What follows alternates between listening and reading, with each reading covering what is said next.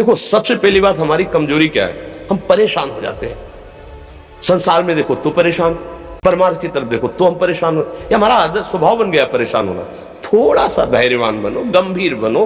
कोई भारी से भारी विपत्ति में परेशानी स्वीकार करके विपत्ति से थोड़ी निकला है, सुलझो। ठीक है, विपत्ति आई, समस्या आई, इसका समाधान होगा। ऐसा थोड़ी कि हमें नष्ट कर देगी। अगर अभी हमारी बड़ी हानि हो जाती है, हम कल इससे बड़ा लाभ प्राप्त कर सकते हैं। हमको एकदम बिल्कुल गंभीर रहना है, इतने कमजोर नहीं बन जाना। अब वो गए तो क्या होगा, अब वो वस्तु गई तो क्या, पद गया तो क्या होगा। प्रयास किया था, ये पद मिला था, इससे बड़ा पद प्राप्त करूंगा, मैं इससे बड़ा महान बनूंगा। ठीक है, एक बार गिर गया, गलती हो गई, दंड भोगूंगा, फिर इससे ज्यादा संयम में रहूंगा। बिल्कुल मतलब एकदम फ्रेश दिमाग रखना चाहिए। पर अपने लोग क्या है, जरा सी बात में एकदम पछड़ा कर लेते हैं, एकदम कमजोर हो जाते हैं। ये बिल्कुल ठीक नहीं है। हम जीवन भर की यात्रा की बात कह रहे हैं, भारी से भारी कष्ट में भी मुस्कुराना, तो हमें बल मिला है, हमें भगवान की कृपा का दर्शन हुआ है, हमें उनका दुलार दिखाई दिया है। अगर ऐसे तो भाग जाते फिर परमार्थ में थोड़ी चलना होता है। आज जो आप सुन करके लाभ लेने की चेष्टा कर रहे हो ना, ये केवल प्रवचन नहीं है, ये जीवन है। अगर ये जिए ना होते ना तो ये इसका प्रभाव नहीं पड़ता, फिर वाणी का प्रभाव नहीं पड़ता। हम इसीलिए कहते हैं, जैसे आप लोग एकदम परेशान हो जाते हैं, जब बोलो क्या हमसे ज्यादा परेशानी होगी, दोनों किडनी खराब, दवाई लाने के लिए पैसे नहीं, पानी रखा है हम उठ के पी नहीं सकते, भीषण शरीर में कष्ट, भीषण बुखार, क्योंकि किडनी फेल, जरा में बुखार, खाने को क्या, रोटी मांग के लाओ। अगर वहां सब्जी मिलती है तो लाल मिर्च ऐसी पड़ के मिलती थी कि पा नहीं सकते थे। आप सोचो, पानी लाना है तो मुझे लाना है, पीना है तो मुझे पीना है। अगर मैं हारता तो कहां पहुंच जाता, क्या स्थिति होती, नहीं मरना है। पर कदम पीछे, कोई दिन ऐसा नहीं जिस दिन सेवा ना की हो, जिस दिन सेवा ना गए हो। गुरु जी की सेवा में जाना है, पहले अपने को स्वस्थ साबित करना है, नहीं सेवा नहीं लेंगे, तुम बीमार हो, तुम कष्ट में वैसे। उनकी दृष्टि परेशान हुई, सेवा की, आके लेट गए। फिर हिम्मत की, अपनी श्री जी की सेवा की, मधुकरी नहीं गए, 3-3, 4-4 दिन भोजन नहीं गए, पर सेवा नहीं छोड़ा, दिनचर्या नहीं छोड़ी। और उसका प्रधान कारण संयम, ब्रह्मचर्य, भगवदाश्रय, नाम जप, कभी हारने नहीं दिया।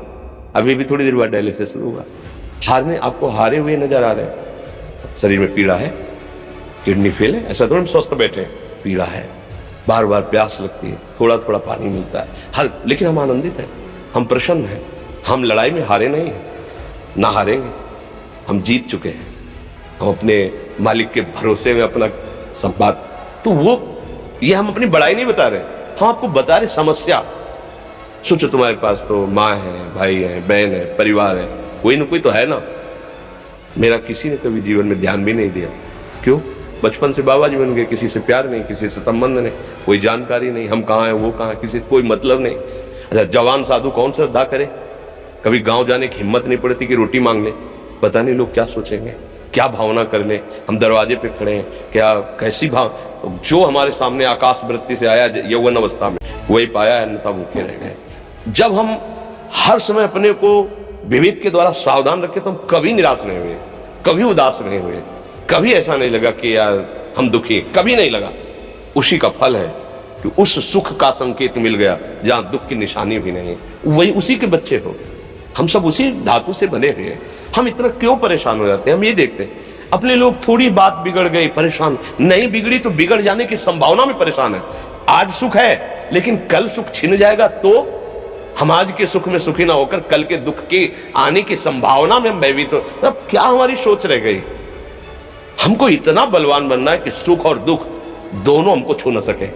भारी से भारी सुख की व्यवस्था तो अहंकार नहीं, हर्षित होकर किसी का अपमान न करे कि हम धनी, हम पदाधिकारी, अमुक। भारी से भारी दुख आया तो हमें किसी के सहयोग की जरूरत नहीं, हम फिर अपने कदम बढ़ाएंगे, हम फिर जुड़ी हुई अपनी भावनाओं को सजाएंगे। मस्त जीवन, एकदम तुम अविनाशी के बच्चे हो। शेर का बच्चा भेड़ों के बीच में फंसकर म्यों म्यों बोल रहा है, बस अगर दहाड़ना सीख जाए तो कोई भी उसे परास्त नहीं कर सकता। ऐसे भगवद अंश, तू प्रपंच में फंसकर अपने को इतना दीन क्यों देख रहा है। तू ऐसा है कि भगवान के दिव्यास्त्र में भी ताकत नहीं तेरे को मार सके। तू अविनाशी का अविनाशी बच्चा है, विनाशी भोगों को, विनाशी शरीर को मैं मान के इतना भयभीत, इतना दुख, ठीक नहीं। ये सबके लिए, केवल एक के लिए आप समझो। आप लोग सोचते हैं हम गृहस्थ होकर भला ऐसी स्थिति कैसे।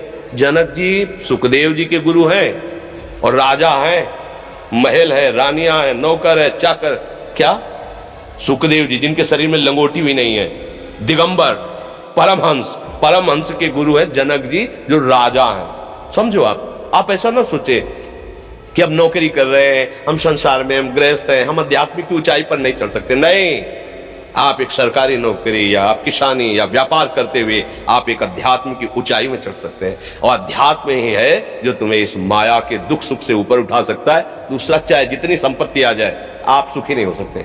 सब देख लो, आप खुल के देख लो, अध्यात्म ही है जो तुम्हें हर कष्ट सहकर मुस्कुराकर जीने का रास्ता बता देगा कि आप आनंदित हो जाओगे। कुछ नहीं बिगड़ा, अध्यात्म है तो कुछ नहीं बिगड़ा, अध्यात्म नहीं है तो कुछ नहीं बना, कुछ हाथ नहीं लगने वाला।